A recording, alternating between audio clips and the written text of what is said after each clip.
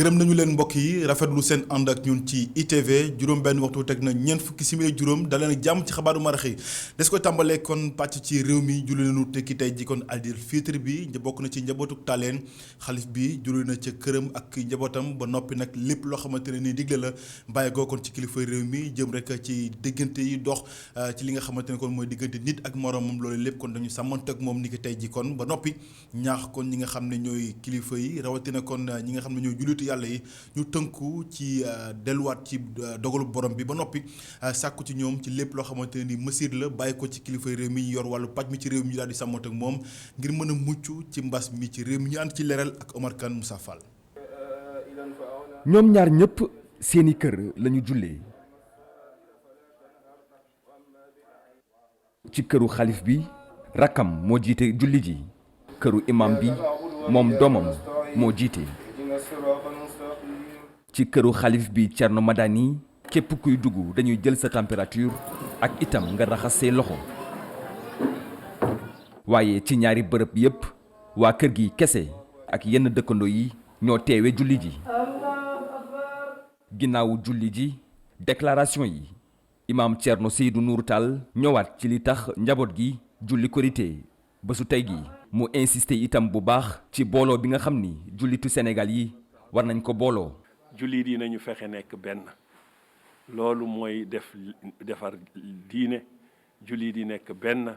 kalbunyaanul marsuus ñu mel ni benn brique beneen te loolu lu koy def nit ñi doylante ku nekk doylu moroomam kenn ñemewul woor 29 jours mu des benn fan nga yeewu ne gis naa weer bi fekk gisuloo ko kooku kenn ñemewu même su ko gisul yow mi ko dégg war nga dog soo dogee moom moo yenu say bàkkaar te yaakaaruma jullit te ñin liñ ci dégg ay imaam rek ñoo ñu wax ne gis nañu weer bi bari na bërëb yu ñu ko gis foofu nag sariya daf ñu tënk dañu war a julli Sénégal nag dañu am benn idée kër sëriñ yi rek ñoo war a seet weer mais yonent bi dafa ne suumu li ru'yatikum waftiru li ru'yatikum kum boobu julli bu nekk dugg na si kuy sàmm mes na dem dëkk kenn xamu ko si Médine mu ñëw ne yonent bi man di gis naa weer bi kenn gisu ko mu ne ko yaa ngi seede ne yàlla kenn la yaa ngi seede yonent bi man yonent laa mu ne yëpp maa ngi koy seede mu ne Bilaal wooteel suba dañuy woor. xalifu njaboot gi moom way di ñaax askan wi ci ñuy topp digle yi nga xam ni médecin yi digle nañ ko ngir moytu coronavirus bi. virus bi mu ngi ci dëkk bi bul kenn yaakaar ni virus bi dem na ànd ak koor gi. virus bi mu ngi woon fii balaa koor gi jeex na waaye virus bi ba léegi mu ngi fi kon nañu moytu bu baax a baax. bul kenn ñàkkal solo règle d'hygiène yi nga xam ni médecin yi digle nañ ko yàlla nañu yàlla aar. benn pàcc ci jullitu Sénégal yi julli korité ci bésu samedi bi commission nationale bi séntu weer wi moom tey si guddi lay toog ngir séntu. Omar Kane jërëjëf kon di leen ndokkale ñoom njabootu Taaleen mi nga xam ne ni ki tey ji lañu daal di julli lii di julli korite gi beneen pàcc gi ci réew mi di jullitu yàlla itam ëllëg lañu fas yéene julli ni ki tey kon doxantu nañu ca marché bu Tilène waaye lañ ci nemmeeku mooy client ngi kon des nañ fay dikk ba tax ñoom jaaykat yi nee nañu seenub njaay kon boo sàgganee dina lamb seenub yoxo te nag loolee kon la ñuy daal di bañ ba tax nee nañu kon lu ji njaag ñi nga xam ne kon ñoo yore lépp lu jëm ci wàllu dem beeg dikk bi ci légumes yeeg yu ni mel ñoom ñoo yokk njëg yi ba tax kon jamono ji jafe-jafe yi jànkonteel gépp ñoom lañ ko xëpp ñu ànd ci leeral Cheikh Hassana Fall Moussa Fall Mafal Fall reportage. ñoo ngi file ci marché Tilène ci waxtu ji ñu nekk nit ñi ñoo ngi toog ci waxtaan ñeneen ñi tàmbalee waxaale ngir xool lu ñuy def ba waajal korite gile waxtaan yi sax tax ba yu bëri di fàtte distanciation physique bi xam ne dañ koo digle ci jamonoy crise sanitaire bile waaye su fekkee ne taabalu marché yi moom fees nag li ñu soxla benn coono moo am mooy nu ñuy def ba jëli ji ko tax sax ba lu jëm ci njëg yi yokkute ñu gis ko ci. non yëg nañ ko parce que heure bi daana fekk légumes yëpp presque jeex na waaye yombul parce que ñoom ñi ñu koy jaay dina am problème mu transport léegi nag loolu moo tax na mu xaw a jafe na trop. prix bi instant yi moom day yokk parce que ñu ngi doon jaay 6 000 5 500 mais instant yi ñu ngi jaay 6 750 parce que lu bari ci soble bi dafa yàqu ci àll bi li ko yàq mooy ñun ñu war a génn jëndi ko mënunoo fexe ba génn dem jëndi soble. su njëgu yenn yi ñuy soxla ci bésub korite gi du yokk ganaar moom njëgam soppeekuwul benn yoon na. 2500 yi moom 2500 lañ koy jaayee mais non yokkuwul comme prix bi ñu ko doon jaayee rek loolu lañ koy jaayee dañ ciy def ndimbal ndax mbas mi ñëpp la laal yaa ngi dégg te ñun ay borom kër lañ léegi duñ ñëw client yi ku ci ñëw rek ñu jàppale la jaay la comme prix bi ñu la doon jaayee rek nga dem ñibbi. lenn rek mu andi jafe-jafe fii la ci biir marché bi moo di ba léegi gisaguñu client yi ñëw ngir ndugg si. heure bi daaw fii dafa fees del wallaahi nit ñi di jënd ay 20 ay 30 ay 15 mais instant yi nii moom nit ñi li ñu doon jënd yàlla xam ne mënatuñoo jënd noonu léegi. parce que instant yi da nga daa andi ay 200 sacs 300 sacs balaa ñetti fan nga jaay ko mais fi mu toll nii barki dem ba léegi maa ngi fi yor sama 300 sacs ba léegi mu ngi nii pili yéen a ko gis nii dara jógu fi. yenn client yu ñu tasanteel ci bërëb bi la ñoom ñoo ngi wéy di ñaxtu ndax jàpp nañ ne prix yi nu mu yokkoo dafa jéggi dayoo ñeneen ñi sax jàpp ne fi mu toll nii xam ne dépense quotidienne yi borom kër yi daan génnee yokkuwul war nañu xool nu ñuy def ba wàññi mbir yi. léeg-léeg da ngay programmer lii boo ñëwee li nga programmer woon na nga ko bëggee ak na muy demee du doon benn. léeg-léeg da ngay programmer jaay indi 15000 pour jaay léeg-léeg da nga koy jaay ba da ngay sax yokkaat 5000 soit ka nga lebaat loo si dolli xam nga loolu ci métti te du tax na nga ko bëggee woon nga amee ko ne normal. te góor ñi ma lu ñu daan joxe duñu changé kon d'habitude rek la ñuy def au contraire yooyu yaay dolli sax pour bëgg bégal ko rek mais ñoom ñëpp a yem duñ joxe dara lu mat toujours ñooy mottali ab loolu tam métti na. su dee ne fi mu toll nii marché Tilène lépp loo xam ne nit soxla na ko ngir mën a togg ci bésub Aïd el Fitr bi moo ngi fii lenn rek mooy mettitu commerçant gile moo di ne ba léegi client yi ñëw gisaguñ leen te dañ leen di wàññi par benn benn. Cheikh Hassana Fall jërëjëf ginnaaw wàccaayu korite gi mbas mi niki tey kon fanweer ak ñeent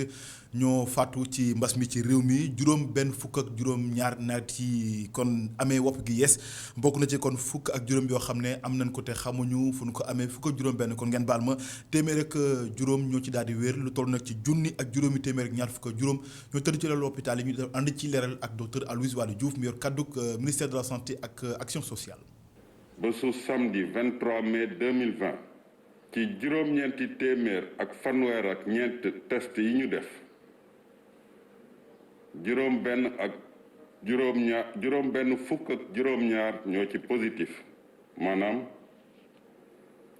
ñeent fukk ak juróom-ñeenti cas contact ñaari cas importé ci Ziguinchor ak Kédougou fukk ak juróom benn cas communautaire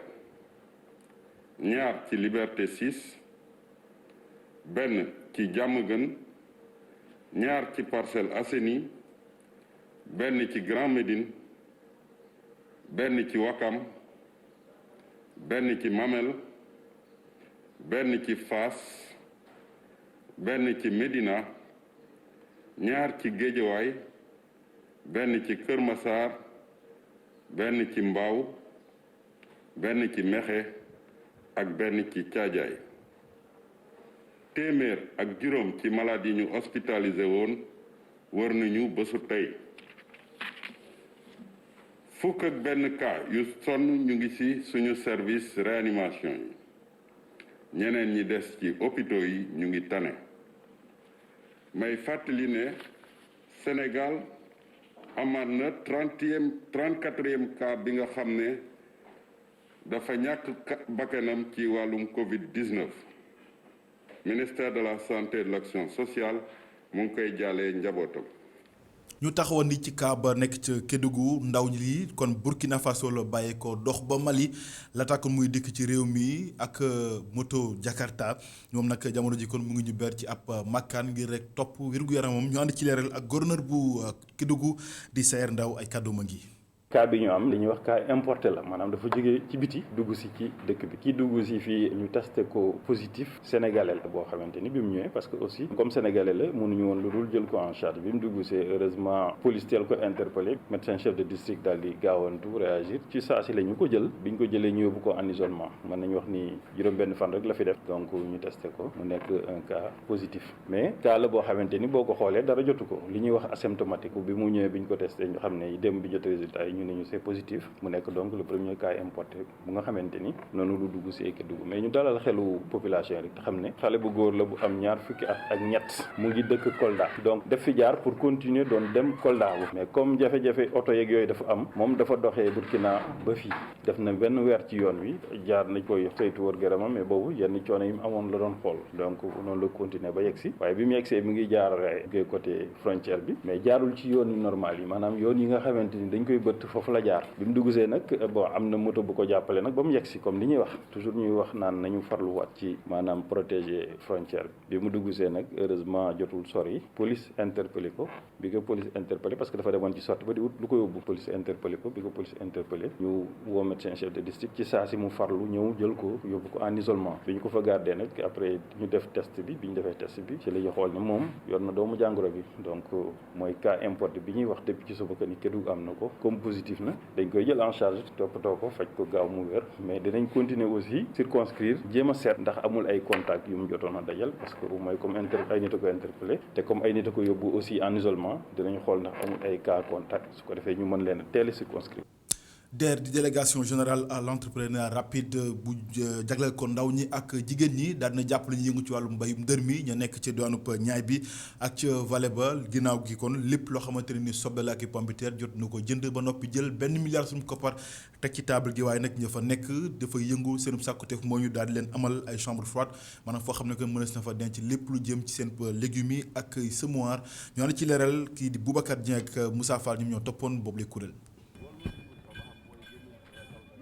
ay téeméeri saaku pomme de terre wala sax soble ñu teg leen suufu garab yi ci entrepôt yi lii mooy li ñu nemmeeku ci Notto Gouye Diama nekk ci diwaanu Thiès ci ceeb nekk ci diwaanu Kébémer wala sax ci Poutou nekk ci diwaanu Louga ngir nag askan wi am korte gu jaar yoon waa DER ànd ak waa banque agricole génni 1 milliard suñu xaalis ngir jënd lii yëpp. lu ñu gis dal na suñu xel ndax gis nañ ne population commerçant yi ñu ngi ñëw ñu ngi commencé jënd mettre nañ en place benn mécanisme de financement bu 1 milliard de francs CFA ak banque agricole et xaalis bi commencé na génn 700 millions déjà génn na nit ñaa ngi jënd pour conserver mais tamit jaay ñu ngi xool tamit ak yeneen partenaire ci état bi pour fexe ñu mën a jënd 1 million de sacs pommes de terre ak 1 million de sacs oignons pour mun ko distribuer nit ñi lekk ba pare ñu consommer soble bu ak pomme de terre bu ñu produire ci dëkk. bile financement dafa yegg ci waxtu buñ ko soxlaa lii tax ñi nga xam ne ñooy producteurs yi nekk ci zone des Niayes kontaan lool. dañuy sant yàlla di julli ci yonent bi di rafetlu ñëw gi fii délégation ministre du commerce DER ak ministre de l'agriculture ñëw dañoo ñëw ci waxtu wi ndax yàlla dogal na ñun tiitoon nañu ndax bi nga xamante ni pomme de terre bi ñor na le ministre du commerce fixé prix bi 250 booba marché bi mënu ko ndax ñëpp a bayandoo mu ñorandoo waaye yàlla suturaal nañu bi ñu dawalee tuuti indien bi téye pomme de terre am commerce bi mi ngi dox tey jii fii nuy wax ak yéen ba léegi pomme de terre am na marché baa ngi dox te wax dëgg yàlla baykat yi gis nañ seen bopp ndax tey jii pomme de terre bi mi ngi jar 300 ba 325 pomme de terre bi qualité bi rafet na te baykat yi tamit gis nañ ni wax dëgg yàlla état taxawu na leen ndax biñ nee DER mi ngi génne 1 milliard ak waxtaan ci ak ministre du commerce ak ministre de l'agriculture tey jii loolu tax na ba commerçant yi sawar nañu ba jënd nañ pomme de terre yi ba alhamdulilah léegi nag li ñu. firndeel yi ñu ngi koy gis fii ci Poutou nga xam ni mooy bërëb bi nga xam ni moom la ñuy jaayee soble te mu gën a mag ci Sénégal fii lu tollook 1,2 ak 200 tonnes jaay nañ ko fi ci xayma mi ngi tollook 200 ak juróom-ñaar fukki millions ci suñu xaalis. démb rek jaay nañu 1200 tonnes fi soo ko multiplié par 225 000 francs la tonne 270 millions la ci benn bés donc xale yi yu bañ dem immigration toog fii ngir liggéey dañuy gis seen bopp béykat bi gis seen bopp jaaykat saak bi gis seen bopp camion 50 camions ñu chargé démb ñu fay leen gis seen bopp ñu koy chargé aussi gis seen bopp donc consommateurs yi aussi am nañu produit de qualité parce que gis nañ soble bi nu mu woowee soo ko defee ci saak yu rafet. jaaree ko Notto Gouye Diama ba Poutou fépp foo xam ne délégation bi jaar na fa doléance yi yii la moo di am magasin de stockage yu bees ay chambre froide naka noonu ay bërëb yoo xam ne nañ fa mën a transformer soble si. waxuma sax soble bi ndax bi béy nañu ko ba pare waaye dañu ko béyee ci coono bu métti waaye comme que DER teew na fi ñu ngi ko ñaan ci ndimbalu njiitu réew président de la République son excellence président Macky Sall la ñu jàppale ñu bee mbéy mi gën a soppiku ñu dugalal ñu fi ay solaire système goutte à goutte mu gën a bari ñu jàppale ñu am magasin stockage yu moderne yu mën a méngoo ak jamono waaye tam soble bi tam lu nar a yàqu tam ñu soppi ko def ko neneen loolu aussi ñu ngi ko koy ñaan te xam nañu comme que yàlla indi na ko ba fii am nañu yaakaar daañu ñu defal même bu ñu deful def yëpp yombul waaye ñu tàmbaleel ñu dara ndax nit ñi roy ci bu ko defee ëllëg daañu ko multiplier seen bopp dana gën a baax te dana gën a méngoo ak jamono. ki jiite DER di dalal xel yi Pape Amadou Sarr di xamle ni yile ñaxtu mën nañ koo def si weeru juin bile. fas yéene nañu jàppale leen si lu ñuy wax transformation dafay unité de transformation dafay hangar pour séchage ak lépp loo ñuy wax chambre froide pour conservation bi et am nañu doléance yu ñuy wax mooy pompe solaire yi bu soobee la dinañ ci jublu dès saison bii di ñëw pour ñu am ay pompe solaire ñu bay dans de meilleures conditions ak système d'irrigation bu soobee. ci déplacement bi nga xam ne nag waa DER ànd ak ministère de l'agriculture ak agence de régulation des marchés amal dem nañu fi nga xam ne moo di bërëb bi ñuy woowalee soble si nekk ci Daaru Xuddoos délégation bi itam dem na ci Dagana ak Podor foofu itam lim ci jublu moo di daje ak ñi nga xam ne ñoo nekk ci mbéyum soble mi ak pombiteer bi. na sama mbokk njóobeen yi def nañ kon ci soble seeg pombiteer bi ndax mu ngeen a gàññ ci marché bi gërëm ko Boubacar Dieng mbokk yi gërëm leen ci seen ànd ak ñun ci ITV Adama Anouchka Ba dig leen daje 19h45 bu ci àllandee gërëm ñëpp ñu jàpp ci xabaar yi ba mu daal di yem ba ñu def